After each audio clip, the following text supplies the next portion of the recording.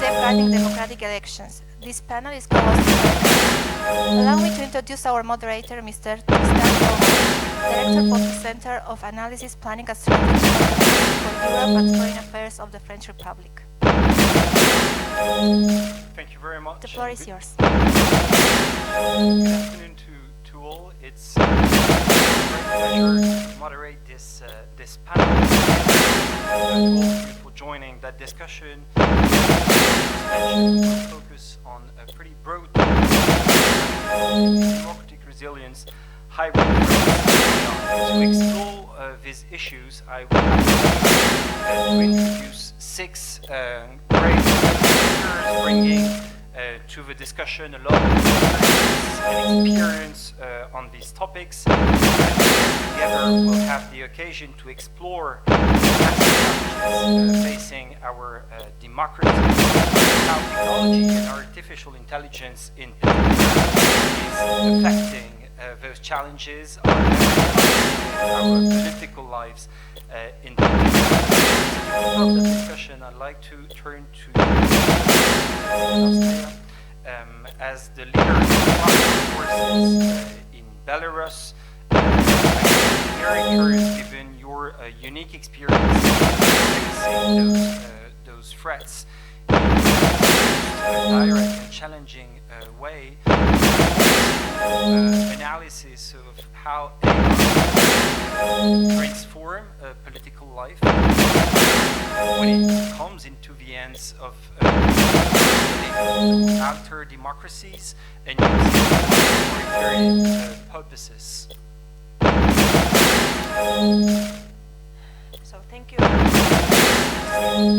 with such outstanding people. Before I just want to is the country that and maybe people thought something has changed 10-15 years ago to Belarus, and people consume information from newspapers or TV internet, how other countries live. Travel without traveling. We saw that other countries, moved, and this like we are not like blindly believing. Started to how to use it in life. Actually, I think that it's technologies that society, to raise up, for changes against dictatorship in Belarus. Because Lukashenko, our dictator, couldn't control people anymore, fully, and internet gave us, tool how to oppose or resist dictatorship. 5 years ago, thanks to technologies, we managed to prove that dictator lost elections. We used all the modern technologies, and also different messengers gave people possibility, to go to the streets and coordinate, our actions. And Lukashenko couldn't fully switch off internet in Belarus. And after the crackdown, technologies or messengers, gave us instrument to keep communication with the people on the ground, because hundreds of thousands had to flee the country, millions stayed in Belarus, but we in constant communication with the people inside. So it gives us, this feeling of unity. The issue is that dictators are also learning. They're also learning how to use technologies, AI, in their advantage. And here it's very important to understand that technologies can use both for good and for evil, depending in which hands they are. We have very creative and innovative nation. We are using all the possible space, to counter propaganda, to counter the regime, and we launched good relationship with the huge which tech companies like Google, Meta, different messengers, and cooperating with them and asking them, for example, to block propagandistic, disgusting narratives, and it's good cooperation. So I'm not sure, maybe today there will be a lot of critics towards technological companies because somehow technologies are used by dictators, but in our case, in case of Belarus, we really managed to use all the possible technological instruments, to oppose the regime. For example, in 2025, it was one more fraudulent elections in Belarus, and so as all the political opponents are put in prison immediately in Belarus, so we created AI candidate. And the biggest advantage is that Lukashenko couldn't put this AI delegate in prison, and we put in this delegate, the most important for Belarusian people narratives, pro-European, anti-war, pro-Ukrainian, so on and so forth. So, and it worked out. So we really glad. I hope that all the tech companies also, they're responsible also for blossoming of democracy or for supporting dictators, and they also have this moral obligation to make this choice. Thank you very much for sharing this experience, and in particular what happened in 25. And as you said, technology is both for good and evil, depending on who is using it. And you mentioned the empowerment it creates, so the systematic nature that technology is having. So I'd like to turn to you, Mr. Mantas Adomenas. You're the Secretary General of the Community of Democracies. As such, you've been following and monitoring elections in many countries worldwide. And I'd be curious to ask you the question, but to what extent, those tools we're talking about can also be the answer to the threats we're facing in our current democracies? Thank you, and thank you very much for this invitation. It's really very interesting to consider the role of AI and the challenges posed by AI in the electoral context, insofar as I have observed elections not only across the wide geographic spread from Ukraine to Hong Kong, when there was still an election there, but also historically, sort of being a classicist, studying some of the last elections in the late Roman Republic and how disinformation was used there. So when discussing the role of AI and its impact on elections, we need, on the one hand, to be very pragmatic, to see the nuts and bolts how election works and where it can be impacted. But at the same time, we have to be very philosophical about it and see the tectonic changes that it brings, and to retain this double perspective, as it were. Primarily, I want to draw your attention to certain fundamental asymmetric vulnerabilities of democracy. These did not start with AI, but disinformation. Our legitimacy as democracies derives from the way people think and express their opinions, and therefore, sort of attacking their mentalities hurts sort of democratic polity in the way that authoritarian regimes cannot be hurt, because their legitimacy does not rely on sort of people's expressed support. Polarization. Democracies die, authoritarian regimes thrive on polarization, because by polarizing, by identifying scapegoats, internal enemies, authoritarian regimes can sort of strengthen their sort of hold on population. The same goes for conspiracy theory. So there is a sort of this fundamental asymmetric vulnerability to democracy, which existed before and which authoritarian regimes have exploited, primarily Russia, but others as well. Now, there is an additional tension which arises from the fact that democracy, as it is conceptualized and enshrined in our legal codes, is very much based on the 19th century understanding of how polity works. That's to say that the primary mode of association is physical association through political parties and expressing your political opinions. That public arena is pretty much consistent and continuous.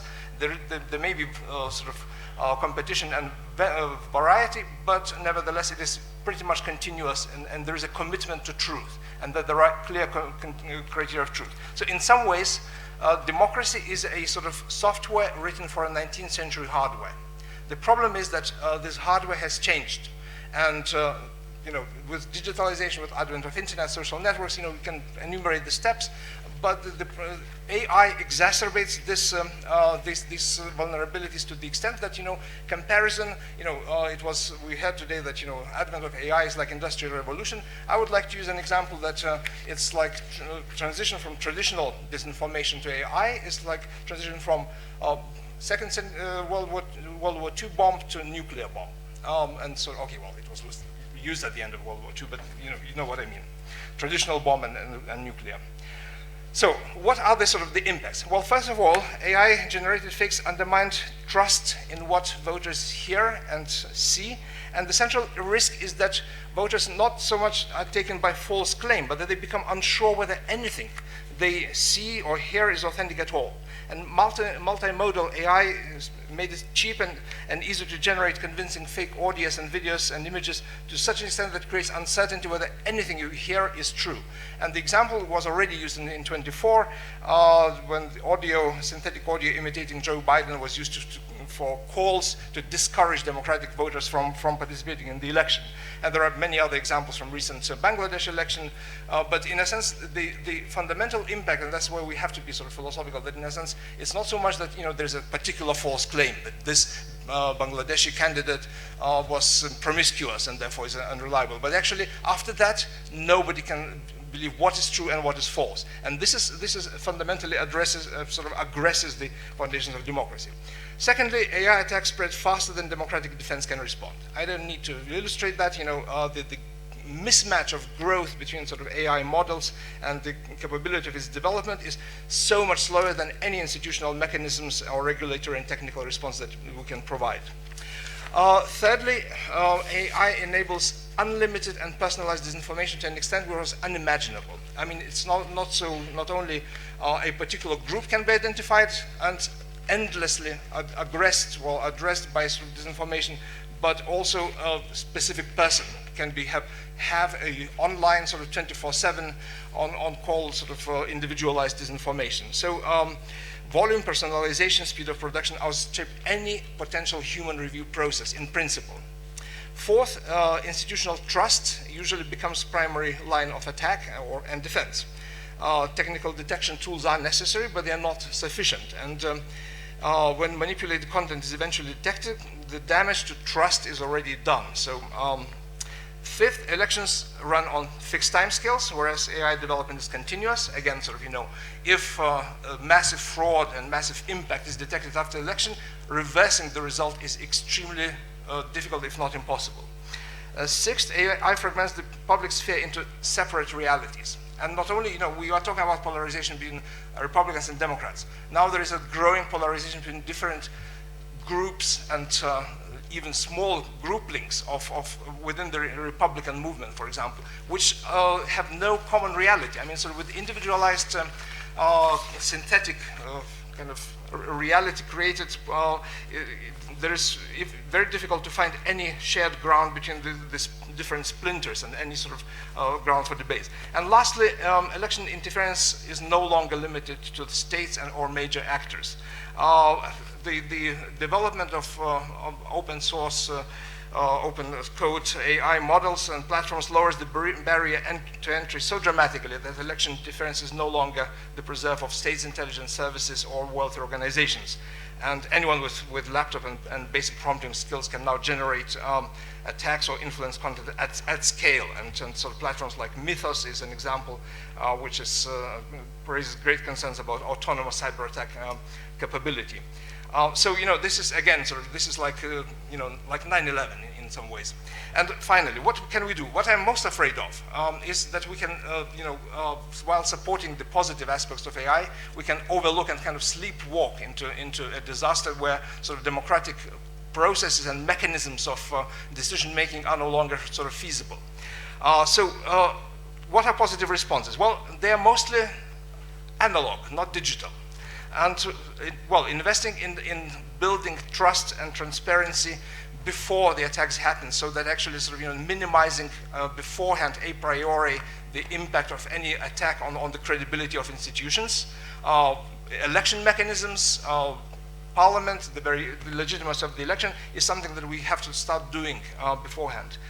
Then protecting institutional memory and human networks, rather than assuming that public sector knowledge can be simply automated away. I mean, eventually, what it boils down to, all these functions can be replaced, but not the trust and the decision-making capability in crisis made by humans when this happens. Finally, create temporary emergency safeguards for dangerous new AI capabilities, so cut out. I mean, if we have to have legal possibilities, when massive attack happens before the election, suddenly cut out sort of the impact of AI until the dust settles down. And at the bottom of it, we need to rebuild social cohesion in a kind of analog sphere, because that's the only so far sort of viable immunity source for building resilience to AI-based manipulation of electoral mechanisms and public arena. Thank you. Thank you very much, Mr. Adomenas, for breaking down basically the philosophical impact of AI on elections and bringing us to the possible answers to those challenges. And building on that last points that you made, I'd like to turn to another panelist, Justin Poncet, who is currently the CEO of OPCI AI, and who's been working on providing basically answer and capabilities to respond to those threats. So, Mr. Poncet, can you please tell us more about the nature of your activities and basically how to respond to the challenges that have just been described by our previous panelists? Thanks a lot for giving me this opportunity to present myself and my company. So I'm Justin Poncet. I am the founder of OPCI.ai, an innovative company based in Paris, but working across Europe and pioneering in narrative intelligence. I have to tell that we are financed by a public pilot program of the European Commission called European Narrative Observatory, and our work revolves around leveraging large language models, so AI, combining human intelligence to analyze the circulation of digital narratives and giving the tools necessary to both spot, understand, influence patterns, and try to develop impactful counter-narrative.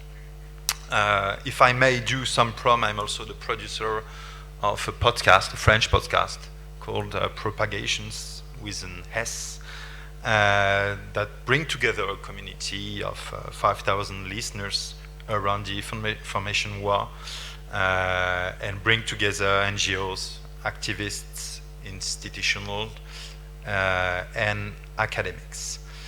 First, the dual use of AI has been already stated, but I have to insist that at the moment the use of AI is a clear advantage to our competitors. I will tell a little about it, but the fundamental challenge of use of AI is that AI-driven influence operations empower a few agents to conduct highly effective, widespread cognitive warfare.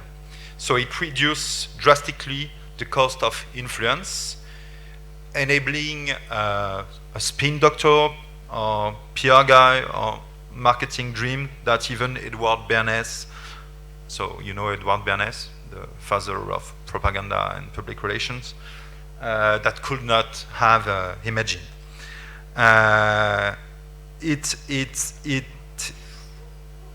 Whoa. That's physical one. This is not AI. So the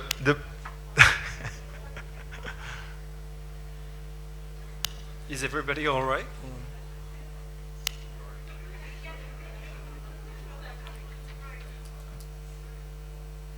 Don't blame the Russian.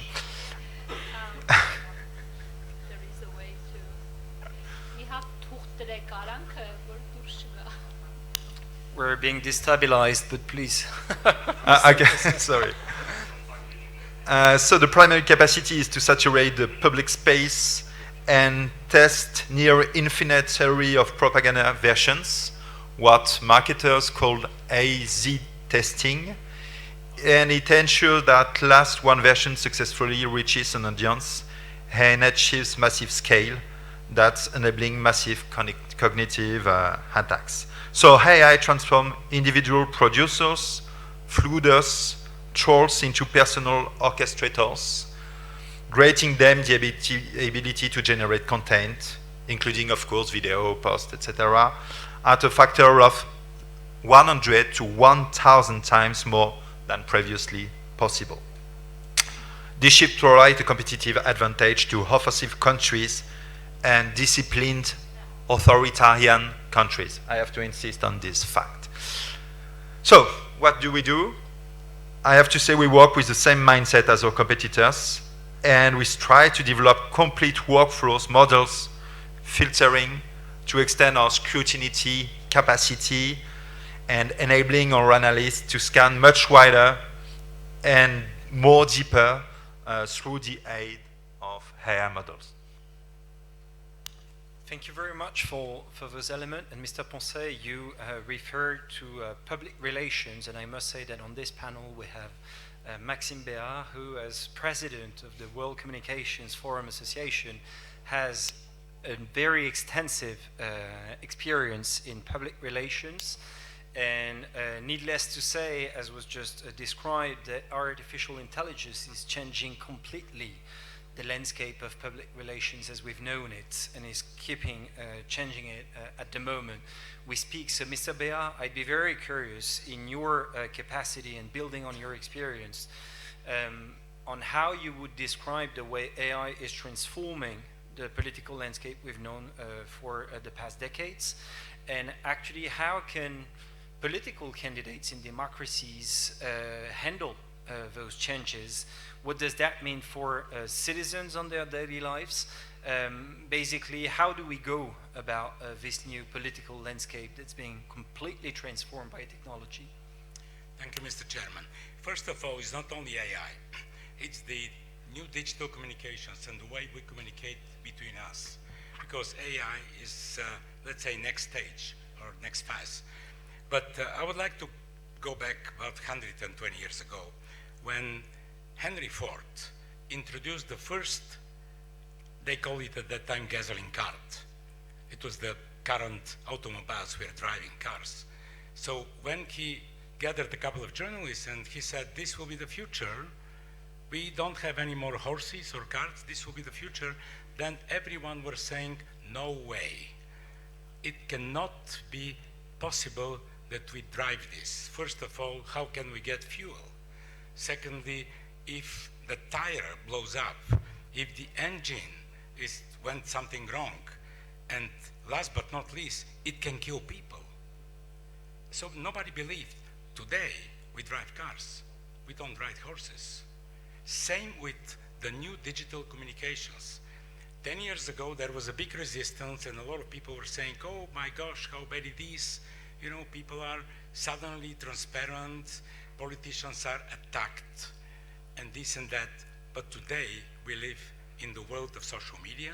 Today, we have artificial intelligence, and I would say that this is much better world than we had before. First of all, Madame Tsikhanouskaya here can prove this, and I'm very happy that she started this topic, that it's very beneficial from the political point of view for the societies which are living under dictatorship or in closed countries, if not dictatorship.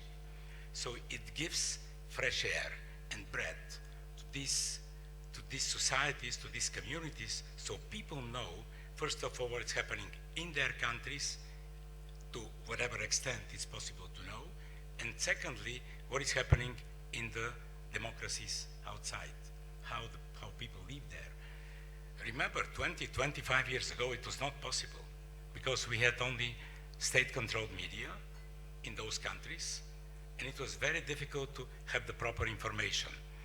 Secondly, there are two groups which are using today the digital life, I would say, politicians and business. Business is adapting much faster because all of us, we make money. If we don't adapt ourselves in the proper speed, then we went into bankruptcy. With politicians, it's almost the same, but they're very slow in this. Why? My opinion, they don't understand that the voters change. Not only the system, you know, AI is just the technology. Social media, Facebook, Instagram, LinkedIn, Twitter, whatever, name it, it's only the technology. The voters today, 2026 in the world, are a very complicated chemistry of publishers, editors, and reporters. Because 4 billion people, they own media. And the characteristic of a publisher is to own media. Then they're editors because they create content. That's the characteristic of the editor. And then finally, they're reporters because they would like this content to have some use. That's what reporters are doing. So having in mind this, politicians, I think, should be absolutely proactive and totally in line with the voters. They're not the voters 10 years ago. Those voters very often are much more knowledgeable, much more aware of what's happening than the very politicians. So the politicians, if they want to run the countries, if they want to win elections, if they want to be much better than the rest, then they must be much more knowledgeable than the rest. So it's a very easy task, by the way. It's not complicated at all. I don't want to touch AI. We spent 2 weeks ago in Davos, full day, talking about AI. From my understanding, AI is a little bit damaging the political landscape because I was monitoring very closely. I come from Bulgaria.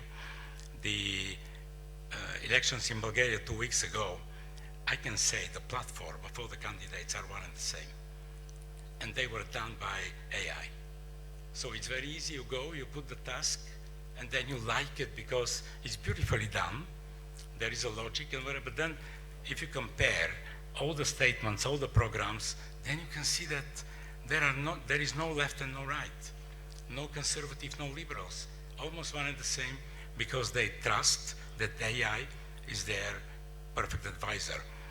My advice would be for audience, for the politicians, not to treat AI as a search engine, not to treat AI as an advisor even, but to treat artificial intelligence as a partner.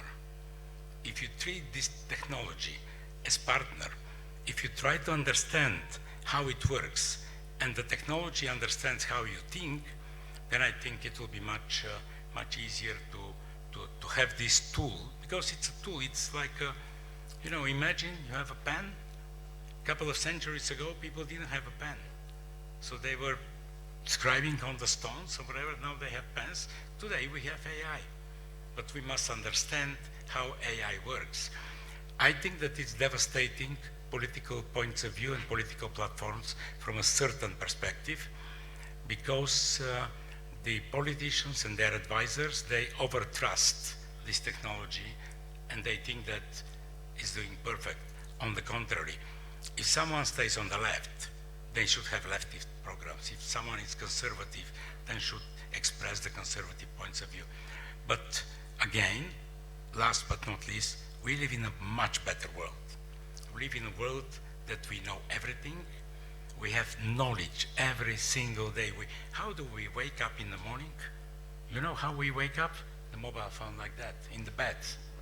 We walk, you know, we don't see even, but we look at the mobile phone. And this is knowledge, and we must know how to control this knowledge.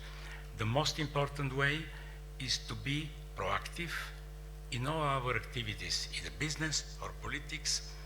Whatever you do, you must be proactive, innovative, and then I think that, especially politicians, they will win, because politicians, they don't sell programs, they don't sell platforms, they sell trust. And if they know to whom they sell those trust, like I said, publishers, editors, reporters, then it will be much easier Thank you. Thank you very much, Mr. Béard, and echoing what Ms. Tikhanovskaya said at the very beginning, you mentioned the positive impact that technology is having on empowering societies.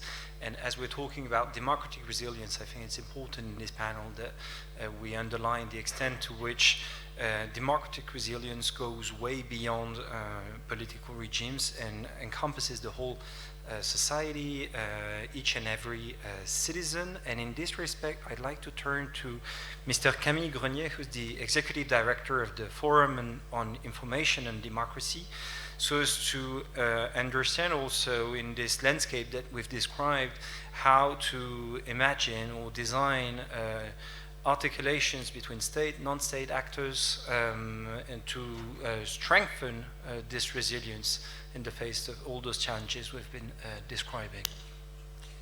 Thank you so much.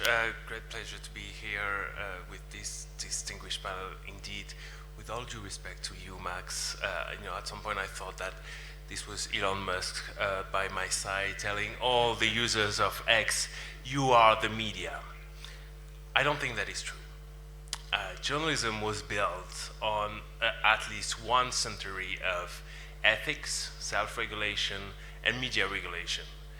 Everyone cannot invent themselves as a journalist from one day to another. It comes with rights, true. You need to have access to certain spaces, but it also comes with a lot of duties. And I really recommend a wonderful book by a friend of mine, Damien Tambini, called Media Freedom, where it tells really from the beginning that talking about press freedom is first and foremost to talk about the limits of press freedom and the limits to this exercise that is journalism. So I just wanted to make this because we indeed live in a space where we've opened all the doors of our information spaces. Sometimes, as Ms. Tikhanovskaya was saying, for very positive impact and reasons, we've seen that. But also, this openness of our information ecosystem has been weaponized and has been used against democratic regimes and democracy itself. On and on, we've seen how despotic regimes and authoritarians have been using the openness of democracies to play with the national public debate, to play with elections, to interfere in democratic processes. And all the FIMI, the foreign information manipulation interference, does not appear in a vacuum. It is facilitated by unchecked technology and technological power, and very powerful technological President Macron was talking about empires earlier. It is facilitated by technological empires right today. So I think that for us, the core, and when we began this history of the Forum on Information and Democracy and the international partnership for information and democracy that gathers 57 countries, really the idea, and that came from Reporters Without Borders and our former boss, Christophe Deloire, the idea was that we needed, of course, to keep the good and the positive impact of these technologies for our democratic debate, but we also needed to set some high-level principles and democratic safeguards. I can name a few: the political neutrality of tech companies, because we see the impact when one owner of one big important platform has a political agenda. We see the impact on democracy. The transparency, we know very little of what is actually happening on these platforms when it comes to content moderation, when it comes to algorithmic creation, when it comes to, again, political leanings towards certain parties and so on. Pluralism of news and information online. These are all a set of principles that were set by an independent commission gathered by Reporters Without Borders in 2018, and that was then endorsed and supported by France and 30 countries back in 2019. We have now 57 countries around the world that have joined this international partnership, and of course Armenia is really a leading country in this international partnership. I would just like, because we're talking about democratic resilience and AI, of course there is this sort of the most visible part of the iceberg we see, which is generated and AI-generated disinformation, deep fakes, everything that we've seen during the war in Iran in the last few weeks. But there is, to me, a more structural and long-term issue, which is the impact of artificial intelligence on, going back to journalism, on the media. Recent studies, notably in the US, show that because of AI, because of Google AI Overview, you have drops up to 80% on news websites. And this has a direct impact then on advertising revenues and on revenues of these news. So, one of the questions in the long term is if we don't do anything, this is a friend of mine who asked the question in a conference, is are we going to miss independent media? Are we going to miss journalism when it's, when it has disappeared? Because if we don't do anything, on fair compensation, on ensuring that there are some mechanism to fund these sort of what we've defined as a trusted third party for democratic societies, if we don't do anything, this is what we're contemplating in the short to medium term. So to me, this is really one of the key aspects that is often overshadowed in these kind of discussions, looking at the impact of AI in the media. And we have actually a dedicated work stream on this very topic that is co-chaired by Luxembourg and Ukraine. So we'll be working on that, and of course, everyone is welcome to join. Thank you. Thank you very much, and thank you very much for making that important point of the importance of regulation, actually, in the face of companies that do, from time to time, lack transparency and may lead to the risk of reducing pluralism. I think that was an important point to be made. And before I give an opportunity to our speakers to react, I'd like to give you the floor, Ms. Neira Soltanian. You're the director of the Democracy Development Foundation in Armenia. And actually, in the coming weeks, in a month, basically, we will have elections in Armenia. And in this context, I think it would be quite interesting to get your perspective, given the landscape that's been described here, the challenges, the possible answers. How would you paint the picture as we're currently facing it in Armenia at the moment, in the midst of those challenges? Thank you very much for this opportunity, and welcome all to Armenia. And as I'm sitting among experts, I really wanted to focus more on the Armenian context. So, I want to highlight three things. And first is that in this country, all election stakeholders freely and widely use AI for their political campaigning.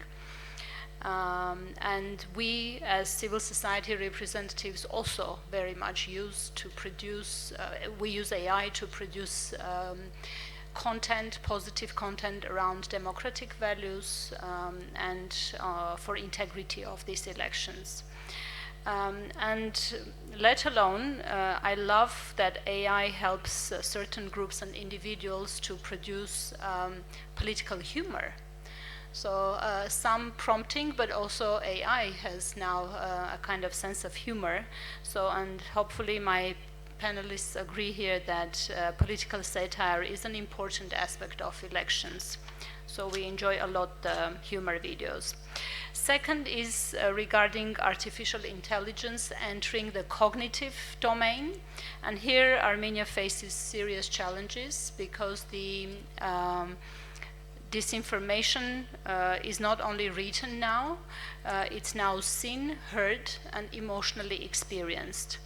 And this AI-enabled cognitive warfare targets very specific issues in this country. And to name a few, it's the war trauma from Nagorno-Karabakh war, the national and regional identities that we are rebuilding, the religion, and of course the geopolitics we found ourselves in after the war.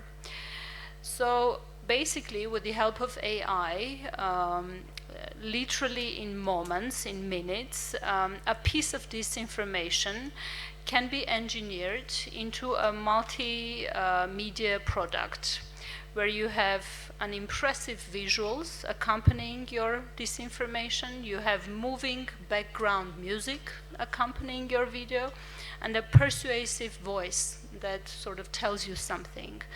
And we basically observe how false statements transform into false experiences. So people sense it, not only read it. And my last point is about a common challenge, because we in the civil society are now very much concerned about who decides what is false and what is not, because this is the biggest challenge for democracies. And as a civil society representative, I want to stress that while the temptation is and will always be high to limit, to filter, to control, especially in times of uncertainty and instability, Armenia's experience shows that the freedom of speech and media pluralism are not part of the problem. Vice versa, they are part of the solution. So in no way we should restrict these freedoms and media pluralism. And very much like vaccine, that works in a way that it, like by exposure and response, we have to let people face it, experience it, and develop immunity. Thank you. Thank you very much for these last remarks. And actually, we do have 5 to 7 minutes ahead of us. So, given the depth of what's been described by all panelists, I'd like to give all of you the opportunity to briefly react to what's been said by other members of the panel, and I would have a very simple questions given our audience here. We've touched upon many issues, topics, questions, and so on and so forth, but I'd like to give each of you the floor, perhaps just to name one key takeaway, one measure, one concrete step that could be taken to safeguard democratic elections. If there's one thing that's most important for each of you, what would it be in the face of the challenges we've just mentioned? And if you can keep it short, but basically one concrete step to be taken to safeguard elections. I don't know if there's anyone who'd like to start, or if I go perhaps just the whole line. When I look at it from here, it's quite impressive. But perhaps starting with you, Mr. Ardomenas, if you have one concrete step to be taken to protect our democracies. Thank you. Well, at the conclusion of my speech, I tried to outline, in a sense, the measures that we should be taken. What I wanted to emphasize now is that we should not underestimate the qualitative difference between AI and previous digital technologies. There is a sort of, leap of degree.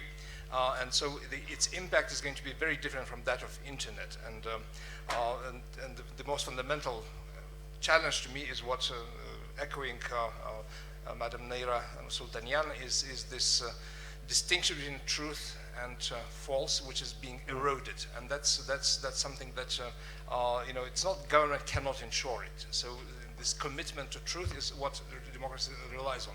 So responses to AI are only to a limited extent digital. They have to be analog, and to quote a very ancient authority, President Roosevelt, when he said that the ultimate safeguard of democracy is education. I think this is what we need to address well, and be very concerned for nowadays, that there is an independent capacity, independent of knowing AI, knowing its tricks and wiles and its technologies, but also being able to assess reality independently and develop this capacity of cognitive autonomy is a condition of survival of democracy. So, truth and education, Ms. Tsikhanouskaya? Maybe just one sentence about, because it was discussion about neutrality of tech companies. Just we all understand that democracy all over the world is under huge threat. And to my personal opinion, I think that not only politicians or media or people responsible for preserving democracy, but also our tech giants, tech companies. And to my opinion, tech companies also have to take side. Either they're serving to the good to strengthen democracy, or to have no restrictions at all for usage among dictatorships. So just you are smart enough to develop instruments, broader instruments for democratically oriented societies and countries, and more restrictive measures for dictatorship, because it's a really dangerous, situation in the world, and everybody have to invest into democracy first of all. Thank you very much for this, Mr. Bell. I'll be very clear and precise. I truly believe AI is not a threat. Social media is not a threat. The only logical threat we have are the so-called troll factories. Because if any of you read the book The Trolls of Putin, wrote by a good friend of mine from Finland, and in each country we have such factories of trolls which are used for political purposes. And I think that if we can agree, all of you, to suggest to anybody, European Union, whatever, that the troll factories are declared illegal in each country, it will be a huge step ahead. Because it's a very concrete step, that these guys, this business is illegal. It's like selling drugs, or it's like doing or selling arms within a country illegally. So it's the same to keep thousands and thousands of trolls doing one and the same wrong messages and brainwashing millions of people. So I think that it's very logical. One day it will come, sooner or later. They will be declared illegal. The sooner the better, and I think that we can unite, and Madame Tikhanovsky here is an excellent case and very influential person to support us and to make it happen sooner. Thank you. Mr. Grenier? Thank you. There's really a lot of takeaways. I will just try to pick one and build upon it, but there was one made on true versus false. And we've had this debate for a few years now regarding content moderation and who has to decide. I think it is a dead end, this debate. And at the end of the day, it's not so much about what can be said or not said, it's about the organization of the public square. And what are the rules that should be implemented to make sure that the public square facilitate access to reliable and independent and pluralistic information rather than propaganda, disinformation, hate. And in the span of 20 years, we moved from an ecosystem, and notably an advertising ecosystem, that was funding this sort of reliable information, to an ecosystem now that is largely funding hate and propaganda and disinformation. So one of the most recent publications that we made at the Forum on Information and Democracy is really this need to look at the economics of disinformation, the underlying business models of tech companies, and how this has an impact then on the virality of certain content. So my call here at the Yerevan Dialogue is really to look at this and to reform this online advertising market that is also harming democracy from the inside. Thank you very much. Mr. Poncet? If I had to say one thing, I would say align anti-disinformation strategy with democratic innovations, including AI and digital revolution. Perhaps the idea that rather than superimposing traditional models onto digital tools, struggling to create usages, we should exploit spontaneously express enthusiasm by making political use of positive social data, or also promote, take care of the digital ecosystem which already exists, like Wikipedia or Reddit, which is a kind of democratic and safe place, and to promote a better user-generated content expression, which for me is quite the antidote against slopaganda. Thanks. Thank you very much. And Mrs. Sultanian? Well, I strongly believe in the power of offline communication, so my encouragement to all politicians is never stop talking and hugging people during your campaigns. I think that's a very good one, and actually coming back to the true nature. So thank you very much for this, and